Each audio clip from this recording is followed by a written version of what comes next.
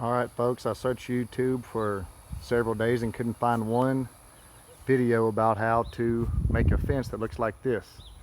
It's a shadow box fence, but it does have metal posts in the middle. So I'm going to just walk you through right quick how I went about doing this.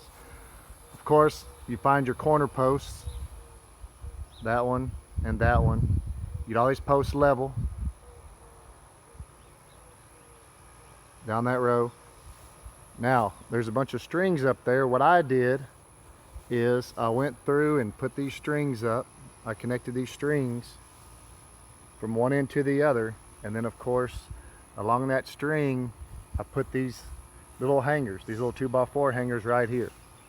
So, of course, I put one on each side. Then I went through and got some cedar 2x4s. I didn't use regular 2x4s. I went ahead and used cedar as well on this to make sure they didn't warp as much and things like that. So I put those in there. Then of course, just in between, just like you would on a regular privacy fence, I just started on one end and put a cap, and then I put a cap on the other end, and then I used a hanger in between. One of these, you've probably seen these with the little board on there where you can hang it right between to space them apart evenly.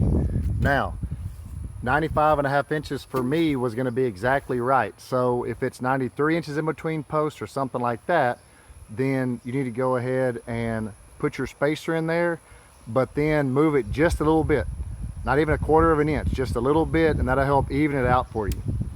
And then the next panel, I started on the other side. So as you can see, this one would be on the end on the other side, and I left a space right here. Okay, so it's just going to be alternating. As you can see, I butted up to each of those posts. Then on the next set, I have it the opposite. And the good thing about this is, all you do is measure the one side, and on the opposite side, all you got to do is look right up here at the little ears. And as you can see, if you line this part up with the edge of that ear, and with that one, you can stick it right up there, and it'll be almost dead even for you every time, and you get good spacing just like that. So on the second side, you don't have to do any spacing. You can just look and kind of eyeball it, and it comes out fairly well.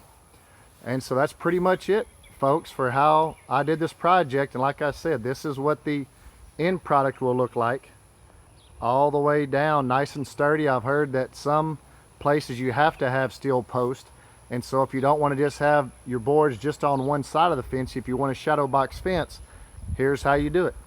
All right, thanks for your time.